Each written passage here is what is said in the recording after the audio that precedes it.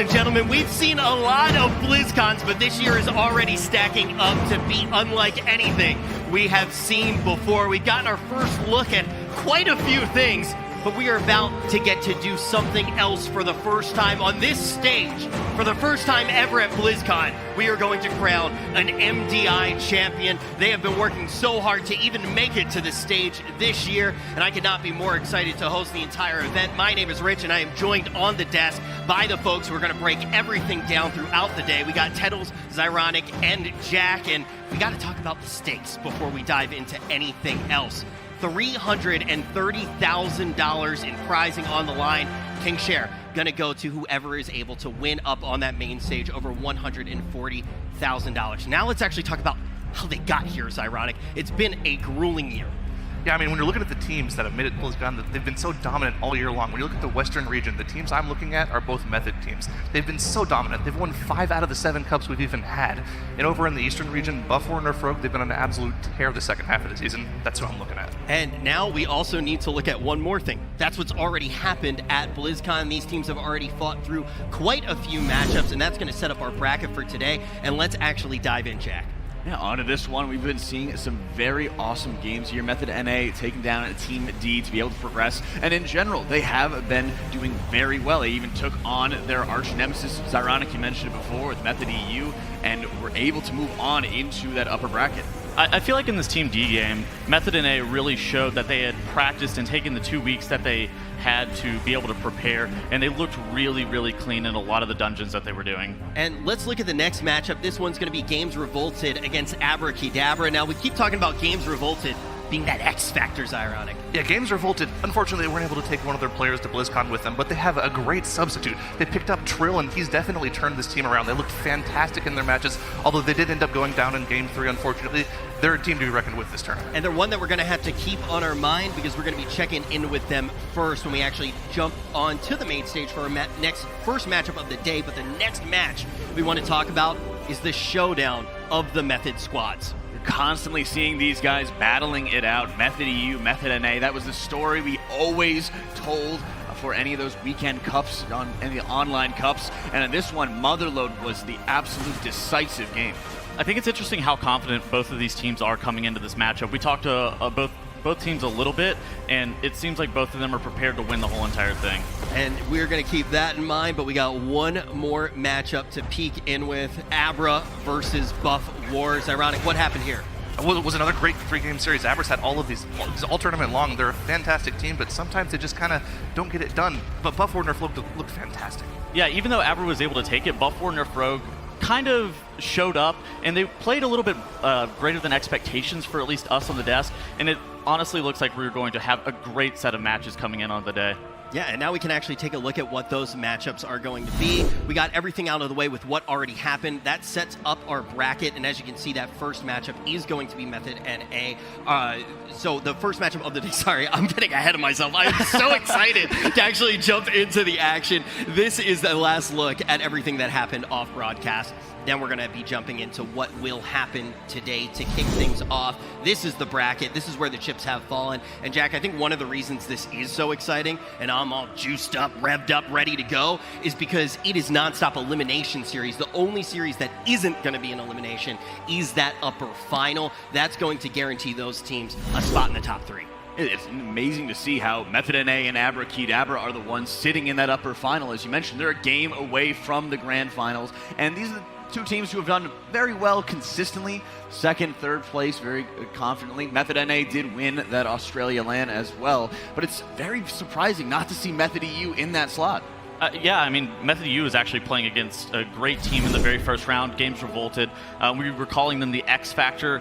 Honestly, we thought that they may have some synergy issues with replacing that new player, but it seems like with the 2 weeks that they did have, they've come to really play. And also, you know, if you had any player that might not be as familiar with the team, but you bring to an event like this, I think you do want to have someone who's a reigning BlizzCon champion. Last year, yes, it was in PvP, it wasn't in the MDI, but Trill was able to actually pull down that win, and it was on the Method banner. Now he's going to be going up against Method. Let's actually talk about this map pool, though, Zyronic, before we jump into it. Well, looking at the map pool, we're going to be starting with Siege of Boralus, which is a very single-focused dungeon. There's one thing you have to do in this dungeon correctly, and that's use the spotters. So the team that has the best synergy, they're able to manipulate the mobs perfectly to make sure they hit them with those spotter circles, they're going to win this dungeon. It can also be really dangerous on explosive whenever you do make it to the third boss's room, Hadal, just because if you pull too many mobs, you aren't able to line of sight the explosives properly, you don't get those artillery from the spotters down quick enough, then you're just going to have major issues. You're going to end up wiping. We've seen teams struggle with the double spotter pull time and time again. And with all of that in mind, we need to take it down to the floor right now. We need to hear from if the players had anything to say before we get started. Thank you, Rich. I spoke with Gingy of Method EU this morning, and this is definitely a guy that does not skip leg day at the gym. And he says just like his fitness regime, his practice regime is all about consistency and trying to get every move you make perfect and just doing it every single day consistently as much as they can. So this is definitely a team we want to look out for. Also spoke with Trill of Games Revolted, and I asked him how it was adjusting to a new game and a new team. And he says the team has been very welcoming to him. It's been a bit of a transition period, but it's definitely excited to see Trill back on stage, Rich.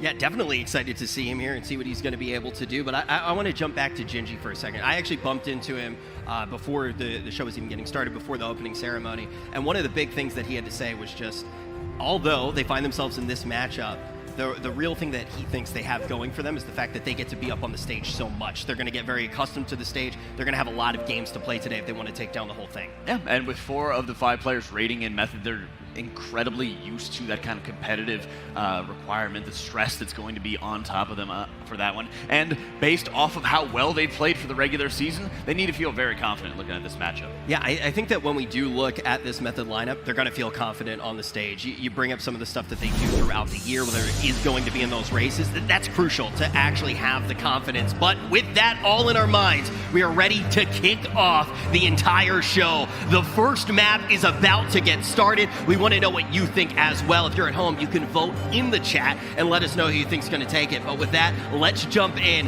and see who will start off the day the best way possible. Right, diving into Boralus. We've got our Method EU on the left side with Games Revolted onto the right.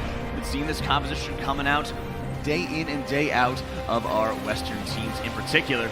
Also important to note, we got our double of roots coming up here, Zyronic, making sure we're taking advantage of those spotters, as you mentioned. Yeah, I mean, that's going to be the entire focus of this map. And one of the things I want to focus on for this is, does the addition of Trill give them a little bit of an extra advantage? He's a guy that definitely comes up with more out-of-the-box strategies for most teams. I mean, I saw what he came up with for the MDI last year. It was some crazy strategies. So interested to see if they can come up with something here, because we've seen pretty much similar spotter strategies from all the teams so far. We have, and it's not only making sure that they have people in place to be able to generate these good strategies, but we have so much more time to be able to put them together. Think about it. We had 2 or 3 days for teams to be able to practice for cup play, right? This, we got 2 weeks to prepare. We have full 8-9 dungeon map to be able to work with on that. It makes them a lot more comfortable, don't you think?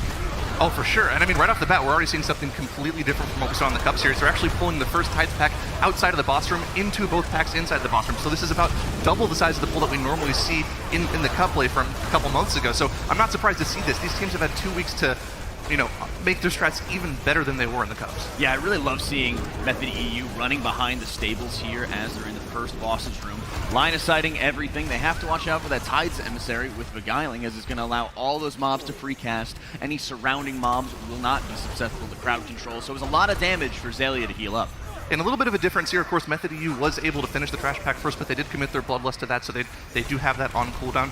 They're not going to be able to use it for the second boss like we saw from a lot of teams like Method NA, where they try to phase that boss a little bit quicker. One less phase gives them about 40-45 seconds. So they do have Bloodlust on cooldown. I'm assuming that Games Revolted is either going to save it for the first boss or maybe the second boss later on. Interested to see what they plan to do with that. It's a little bit of a weird pull onto this one. It seems like Method EU just made 2 pulls into 1, whereas Games Revolted still kind of taking their time onto that, and then maybe it's just a consistency thing. What are the dungeons that they're looking at? And now they're ended up pulling the boss to the side of Games Revolted, so they're going to get started. But at this point, they're already a little bit behind, as Method EU has Bainbridge down to 65%. Yeah, and I mean, this is kind of the name of the game of this boss is kite the boss into the bombs, make him stop targeting you for a little while, and then he takes a little bit of extra damage. But as long as your healer, who is the only ranged class in the group at this point, keeps kiting the boss into bombs, it's going to be an easy boss to take care of for these games. Yeah, I mean, you're seeing those saps just about to wear off on the side of Games Revolted. You have those marksmen that are the marksman and of course the Vanguard on this pull. Got to make sure they're dropping the crowd controls on them, shut them down. And we haven't mentioned it yet, but Siege of Boralus also has a couple routes that you can go with, depending on if you're Horde or Alliance. Yeah, I mean, there's a huge difference in the dungeon. For one of the factions, you get access to a lot of extra trash in the form of all of those cutters around the second section of the dungeon.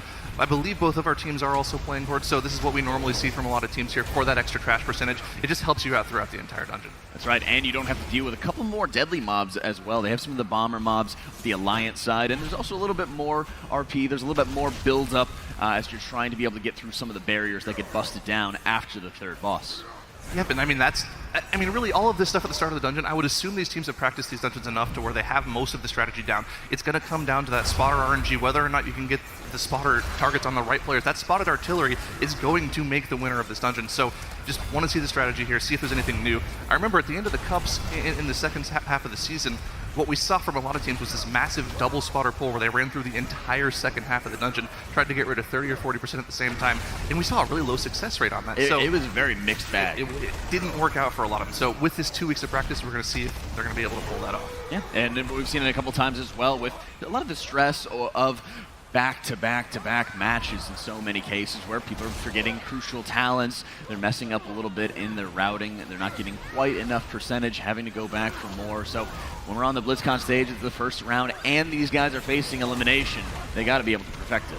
And let's get into the affixes. We haven't talked about the affixes here a lot. The most important affix, of course, is the seasonal affix they have. They have to deal with beguiling, and of course, this is the Tides heavy dungeon. So whenever there's an emissary of Tides in that pack, you can't crowd control any of the mobs. Interrupts, stuns, any form of CC, you can't do anything. So you're going to see them try to focus that emissary of the Tides down, so they have to deal with any of the mechanics on top of that. We also have explosive, which for the size of pulls these guys are doing, especially with the spotters, it's going to be really dangerous for them. That's right, and of course, since they don't have any of the ranged DPS, they're going to have a couple of those rogues be on the explosive duty, making sure they're taking as many of them down, because, boom, right as you start a pull of 4 or 5 mobs, you have 3 explosives spawn. They must be single target focused. No AoE cleave will be able to kill them.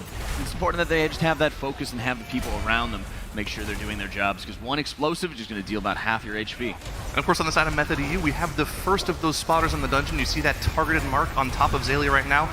Drops those circles on the ground. Any enemies in the dungeon that are inside that circle, as well as the players in the group themselves, will take a massive amount of damage, and you can see just one set of that debuff killed everything they pulled pretty much. Yeah, it's such a pain whenever you're the healer, because there's also pressure to making sure you're standing in melee. And as you mentioned, those gutters are a great source of extra trash percentage.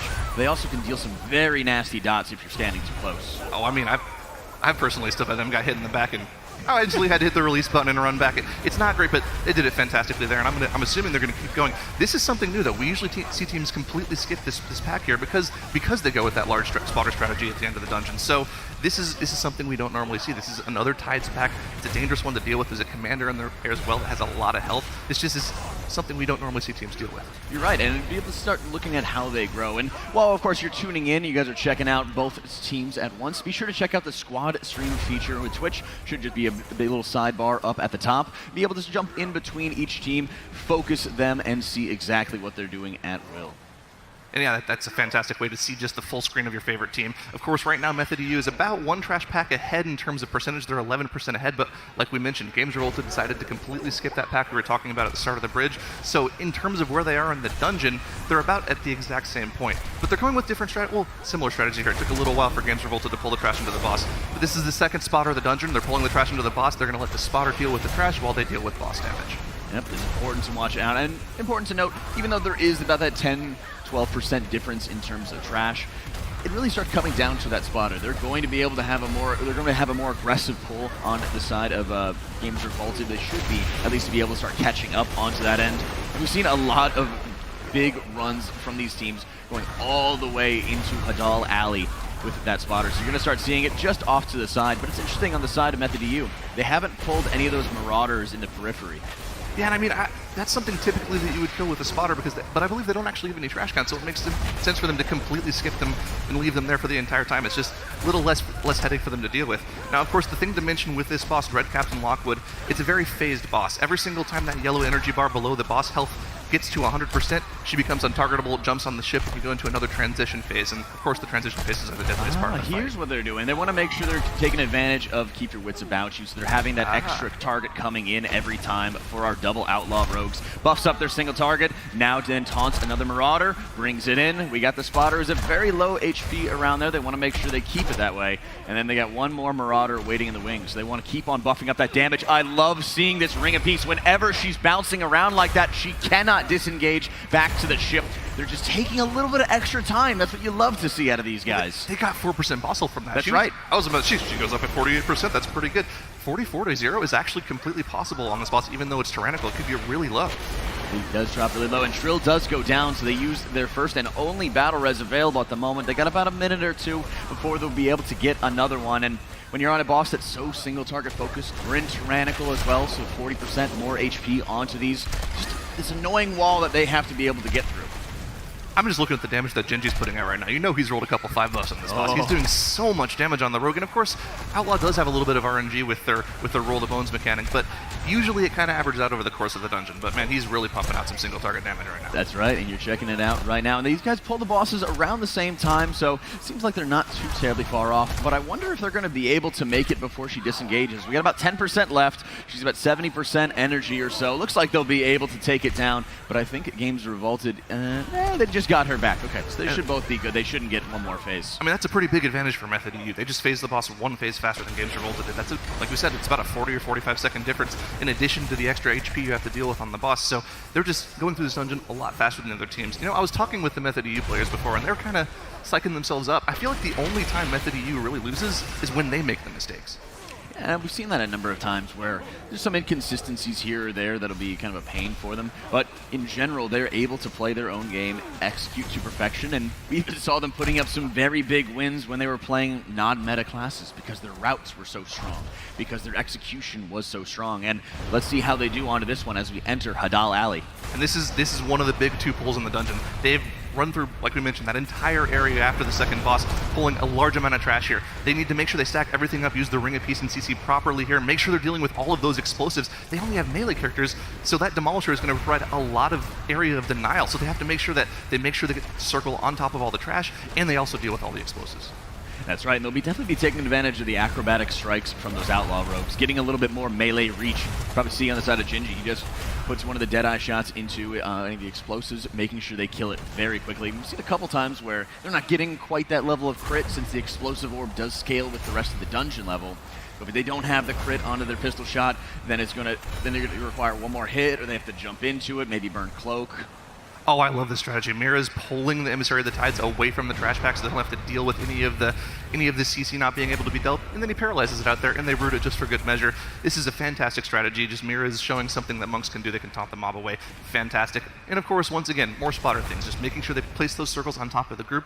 The important thing to note here, neither the Commander nor the Demolisher can be damaged by that spotter, so everyone's going to be single target focusing those two mobs down while they deal with everything else. That's right, and they're at 82% at the moment, so they're just taking all of those mobs down. It looks like they are going to be finishing off the spotter as well, so they still got quite a bit of trash to be able to make up, but they've almost completely cleared this room. I mean, this has been fantastic so far. I think they have the other half of the other half of the room, and I'm not quite sure that'll give them exactly what they need for count. But listen, you know, they've been practicing for 2 weeks. It should give them perfect count. If it's not, I'd be very surprised. But they're just going all going, but it's boss. They ended up crowd controlling some of the poison mobs to be able to give them a little bit more breathing room to work with onto this one. But they do still have to deal with that Tides Emissary. All of those shots from the snipers are going off onto the group. They're going all over the place. You've been seeing a couple melee hits going on to Fraggy and Gingy right now with those poison debuffs. I mean, the reason this is scary is because of that Tides Emissary. In the strategy that we normally saw in the Cup season, we would see two rogues go and CC the two Emissary of the Tides while they pulled the entire room with the spotters. This is a completely separate strategy. They focused that Emissary of the Tides down instantly before they had to deal with any extra damage from the mobs, and now they're just free to once again deal with all the trash mobs, use the spotter if they choose to. This should be I mean, they made the pull look so easy. I'm more worried about this Commander right now. With how Hadal works, any of the tidal waves going around the room, the break water creating void zones. I'm really worried if there's going to be any unnecessary tramples going out. We are seeing Fraggy pop tricks, redirects his threats onto the tank. They do drop the stun and do get back onto the boss very quickly. And I like this again. Same thing that they did on the second boss. They're leaving a couple mobs out so the rogues are still going to be able to pump greater single target healing, or target damage, excuse me. And the important thing to mention here is this is a tyrannical boss, so you really want to make sure you're focusing as much on boss damage as possible. So just pulling these snipers one at a time, like I'm assuming they're going to do, like they did on Dread Captain Lockwood, this will help them out with their single target damage immensely. Usually Outlaw isn't that great of a single target class, but if you let them use their cubes of wits about you, get more of those double strikes, they can actually do very significant single target damage. That's right, you love to see it, and they get themselves in a perfect position there. So they started off with the saps, they ran back, they dropped the blinds onto them, and by the time those 2 minutes were up from both crowd controls, they were good to go to be able to take on Hadal on that end. And you are seeing they're putting a lot more focus, they're putting a lot more damage into these guys, because those extra shots, those extra pulse of damage, you really just hate to see. And even looking at this, Zalia, he got his staff proc as well, so he's been pumping out quite a bit of damage here. I mean, this is the thing. They've dealt with all the trash they need. They're at 100%, like we predicted, of course. They shouldn't mess that up, obviously. But they've got their 100% trash. All they have to do is deal with the last 40% of Hadal Dark Fathom and then deal with the final boss, and they're going to be done with the dungeon. But they're very far ahead of Games Revolted right now. Games Revolted is just now starting to deal with the trash in Hadal's room. They've got 21% left to get on the board. They've only had one death. There's not been any major problems for them. They're just not going as fast as Method EU is. Yeah, and it's been Method EU's ability to break things down into as many, as dense of pulls as possible. I mean, we saw just 3 pulls after they killed the second boss. They ran up, shrouded past. I do believe that they just ran right past the Void Emissary as well. So they actually had a great moment where Zalia was mounted up on with Now. They ran past the Void Emissary once it was already aggroed, making sure they didn't get hit. Then they don't have to deal with that later on. So these extra little skips, even though they are running Horde side, are very cool to be able to see. Yeah, and Hadal Dark Fathom getting sub 15% for Method EU, no major issues coming out. It's just a little bit of burst damage every now and then. They're able to just get behind that pillar and not be in any of those frost patches to take 0 damage from the wave, and this should be the end of Hadal Dark Fathom for Method EU. On the other side, Games Revolted has now finally engaged Hadal Dark Fathom. This dungeon is far from over. A wipe on a boss for Method EU could put Games Revolted right back in this dungeon.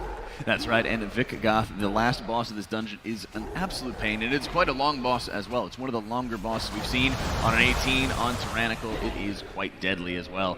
We really haven't even seen them. The final affix we haven't really talked about so much has been skittish. It's been very forgiving for them having the double rogue, the double tricks at their disposal.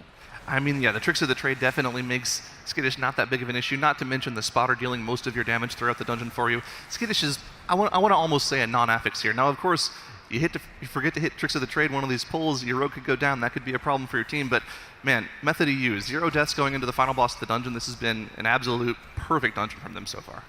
That it has, and you're seeing Zalia didn't even really worry about getting a drink onto that one. He's got his Innervate available to them. He made sure that he used his Bark Skin very quickly so he could self-dispel and make sure he reduces some of the damage he was taking from the dot on Vic Goth, and doing a really good job. And this is a very scary boss, especially on Tyrannical with how much health these tentacles have. The name of the game here, once again, you have to make sure you're getting down that Gripping Terror. Once the Gripping Terror is killed, the Engineer comes out, he enables the cannon for you, and you deal with a third of the boss's HP. You do that 2 more times, you get through the entire boss. Doing quite a good job throughout this, and it really starts speaking to their own preparation. I mean, we've seen a number of times where, like you mentioned before, double spotter pulls were just not being very successful, not being very consistent. They didn't even bother. They just kept one around with them the entire time, and maybe it also might have to do with how they're just adjusting some of those routes and the extra time to practice some of these to make sure they get whatever is most consistent for them. Well, I'm interested to see. They don't have their Bloodlust available, and this second platform is usually where we see teams save their second Bloodlust for, because on top of the Gripping Terrors, these Demolishing Terrors also constantly spawn throughout the platform, and if you aren't able to beat one of the third Demolishing Terror, you have a big problem tanking all 3 of them. So, interested to see, did they save cooldowns for it? We saw the Storm, Earth, and Fire coming out from Mira's there, so it looks like they've got some stuff available, but hitting the DPS check of beating the third Demolishing Terror is still very difficult to do. It's very difficult, but when you're looking at 20% left on Hadal on the side of Games Revolted, Method EU should have this well in hand, and that's always one of the things we've talked about through our interviews with them is, you know, we're able to see how are the other teams doing when we're looking at our online games. Here, you're not able to kind of get a peek as to where everybody else is doing. But when we've interviewed them, they've always said, we're not really worried about our opponents. We know our speed, we know our internal clock as to when we kill each boss. So when they feel comfortable with that, they don't really have to worry too much about making sure they adjust their route and tweak the route even further to make sure they have Bloodlust for one boss. Yep, and the second Gripping Terror goes down for Method EU. They'll be able to take the second third of the boss's HP away. They do have to deal with these 2 Demolishing Terrors, like we mentioned. The third Demolishing Demolishing Terror spawn, so now they have to off-tank them. Actually, because of the spawn position now is just able to tank both of them. I was about to say, they have an incredible spawn position, not only for now to be able to tank both of them, but for the rogues to be able to continue cleaving as well. It's just really nice, and doesn't seem to be too big of an issue as well. Keep in mind, you know, Windwalker Monks are pretty tanky as well. They've got a lot of defensives at their disposal, so if it needed to happen, you're able to get a number of different stuns from the rogues, from the Monk, have him tank for just a little bit onto that one, drop Arc Skin on him if you needed to. It wasn't that much of an issue, and the positioning just made it better. And of course, on the final platform, that last Demolishing Terror that spawns at the start has about triple the HP, so we've seen most teams just completely skip that first Demolishing Terror and burn down the final Gripping Terror, and they've saved everything for this. All the cooldowns on the board, the Gripping Terror is now down to 40%, and it looks like it's going to be a perfect dungeon for Method EU. No mistakes on the board at all. This has been a crazy run, and if Method EU continues to play like this throughout the tournament, they're going to be a force to be reckoned with. This is not what I expect out of a lower bracket game, unless it's BlizzCon onto these guys. They do not want to be here. This definitely was not the positioning that they were hoping for, and they're looking to be able to get out of that spot as quickly as they can. And of course, there it goes. The final Gripping Terror is down. They'll get access to that final cannon in a couple seconds here. These slams are pushing people back, but as long as they're able to hop in the cannon, they'll be totally fine. The cannon's available. Gingy's inside. The final shot goes off, and Method EU takes game one. And in style as well. Nobody going to go down at all. And let's talk about how something like that actually happens. Jack said it himself. This is not something you typically expect to see in a lower matchup. But we have two of the best teams right now in the entire world facing off. It's BlizzCon. Yeah, I mean, Method EU has talked about time and time again how they believe that they have the best pathing inside of the MDI, and it's just about being clean.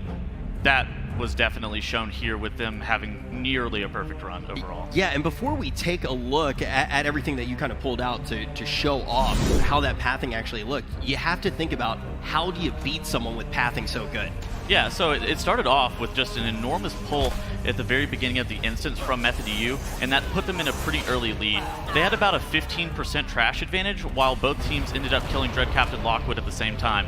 And then aside from that, you actually see them just going huge here with this double spotter pull. Even when it is explosive, they were doing a really good job to make sure that all of these explosives are line-of-sighted and everything else. In addition to that, we've seen something that not a lot of teams do. They are actually pulling an insane amount of trash into Hadal, while Games Revolted is still just trying to make their way through the instance. Overall, they just consolidated their pulls super well, and they pulled the maximum amount at a time in purely Method EU style. Yeah, and I think for the sake of argument right now, and for looking ahead in this series, let's just say what the boys on Method EU is saying is true. Let's say what Now is saying is true. Let's say they have the best pathing in the tournament, right? Just for the sake of this argument, and we'll see that over the course of today.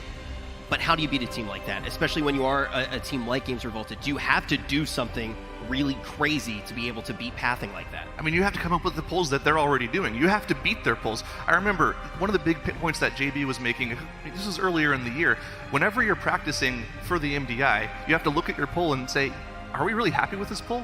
Is Method EU going to do something better than this? You have to practice for Method EU if you want to have any chance of beating them. Do you think that puts you in a scenario where you might have to make some low percentage plays, go for these Hail Mary pulls where you're doing something really crazy that if you pull it off, you're going to cut seconds off the clock, but if you don't pull it off, you're almost throwing the entire game? Yeah, I think that was what we saw out of 2018, even in Legion, completely different dungeons that were at our disposal. We saw Shells, Angels putting in those Hail Mary plays, as you mentioned, and they said, well, if we do this, we're heroes. If not, we're done. Yeah, those are the plays that you love to see, though, as Games Revolted, the team to do it. I think we started to talk about it at the beginning of the day, talk about the style of the team, the way that they actually look at dungeons, the way that they create their game plan.